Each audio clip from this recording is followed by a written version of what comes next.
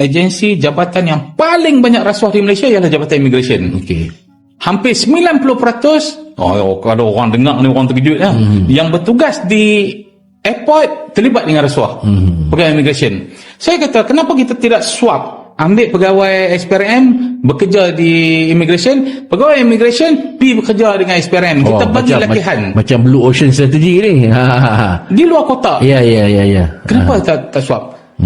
Tiba-tiba ada seorang veteran. Ternyata Malaysia tidak seindah yang kira-kira. Malaysia banyak juga korupsinya atau rasuah mereka, dari polisi hingga pejabat immigration, mereka banyak yang korupsi juga gitu. Ternyata Malaysia selalu sombong ke Indonesia bahwa gaji mereka besar, tapi ini sisi buruk atau sisi gelap Malaysia. Mereka sombong gaji besar, tapi masih ada yang korupsi juga di Malaysia, di polisi atau polis mereka, immigration mereka.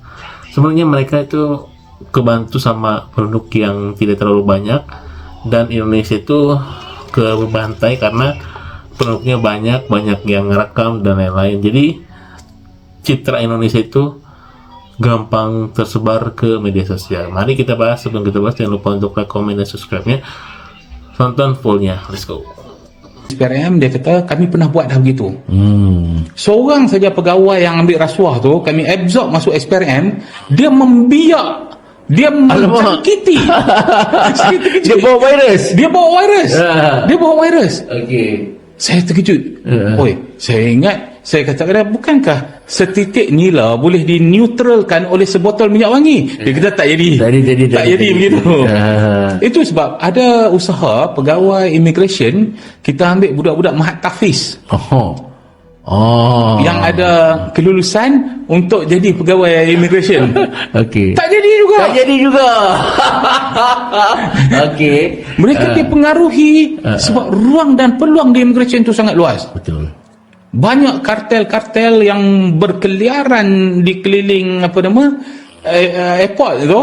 Dia sedar siapa saja akan gelap mata bila bawa duit setebal ini letak depan dia. Betul. Dia sekarang ni satu hari boleh dapat RM40,000.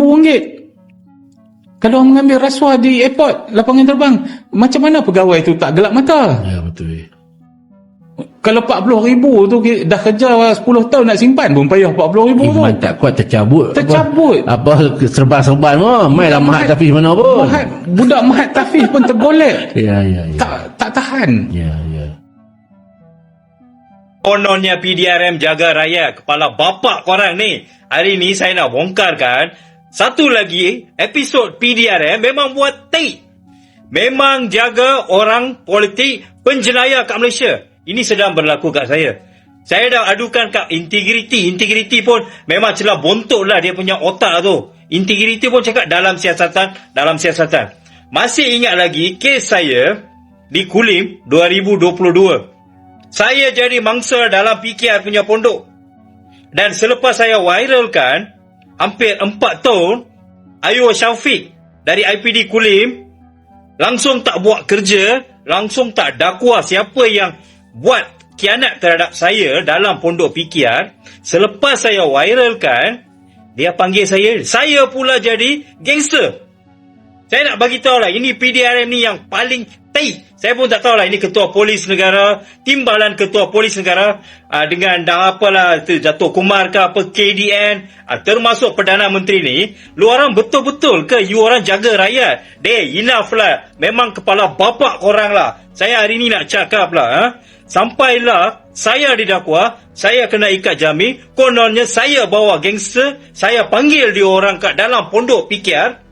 Last election, saya buat khianat pasal dia orang ni. Sebab saya tak boleh gunakan perkataan ni. Ini yang kita cakap. PDRM kat Malaysia dengan dalam kerajaan ini, kita bukan tak suka kerajaan ke apa, tapi memang paling teruk, paling busuk. Kalau perkataan yang paling kesat tu paling jijik. Memang PDRM, you punya integriti, termasuk ketua polis negara, timbalan ketua polis, you tak payah sembang dalam media nak hapuskan rasuah.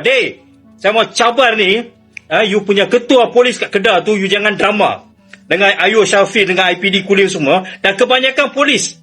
ada segelintir polis kat Malaysia saja masih lagi telus dan jujur. Yang lain semua ni lah ambil rasuah. Saya dikhianat, kau ambil duit kat sana, dek. Ayo kat sana saya nak tanya. Kau ambil duit kat sana, 3-4 tahun kau tak jalan kerja, selepas raya bersuara, saya pula didakwa. Ini yang sedang berlaku kat Malaysia. Orang yang bersuara disumbat. Sampailah setiap bulan saya kena turun naik mahkamah. Bukan saya seorang je, ramai juga jadi mangsa. Dia pergi report, dia pula Sekarang ini banyak ya konten kreator yang menyebut bahwa Malaysia itu indah, Malaysia itu bagus, negaranya maju dan lain-lain. Tapi kalian harus tahu, Malaysia itu tidak seindah yang orang kira atau orang Indonesia kira ya. Di Malaysia memang di permukaan tidak kelihatan karena negaranya itu sangat-sangat kecil dan orang-orangnya tidak suka merekam hal-hal ada di jalan atau gimana ya, tidak seperti di Indonesia. Dan penduduknya pun sedikit, jadi ada momen sedikit pun tidak terlihat gitu ya. Kalau kalian tahu, di Malaysia itu polisi hampir sama seperti di Indonesia. Mereka disogok pun mau diambil uang atau di saat ya kayak di Indonesia lah budayanya. Apalagi polisi yang keturunan Melayu atau pribumi di sana gitu ya. Dan banyak juga bukan polisi aja yang banyak korupsi, tapi rasuah di sana juga sangat-sangat besar, yaitu di immigration.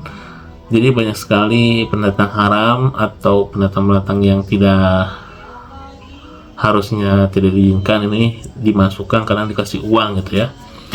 Ya sama aja kayak di Indonesia. Jadi sebenarnya Malaysia itu jagonya bisa menutupi hal itu dan penduduknya sedikit gitu, tidak seperti di Indonesia yang ya kita contoh aja lah di zaman Soeharto gitu. Zaman Soeharto mana ada yang mau ngerekam, kan nggak ada rekaman atau gimana, dan penduduk Indonesia pun waktu itu sedikit gitu. Jadi orang-orang di sana ya nggak banyak tahu gitu kalau negaranya korupsi. Sedangkan di Malaysia itu terbuai oleh negara maju, negara padahal orang juga korupsi gitu, banyak rasuah dan tidak sebaik Jepang gitu ya. Jepang kita harus akui memang Jepang bagus, polisinya pun tidak menerima uang atau lain-lain. Singapura pun sama, negaranya bagus, tidak ada rasuah. Dan yang anehnya lagi, mereka selalu sombong negaranya maju dan negara gajinya besar dan lain-lain, tapi polisi mereka disogok mau gitu kan. Sedangkan di Singapura harus kita akui gajinya besar, polisinya bagus, dan mereka tidak korupsi gitu. Intinya Malaysia dan Indonesia itu hampir sama ya dari segi elemen, banyak rasuah juga dari immigration dan banyak ya yang ada di Malaysia itu pungli aja lah. Kalau di Indonesia itu kan banyak punglinya.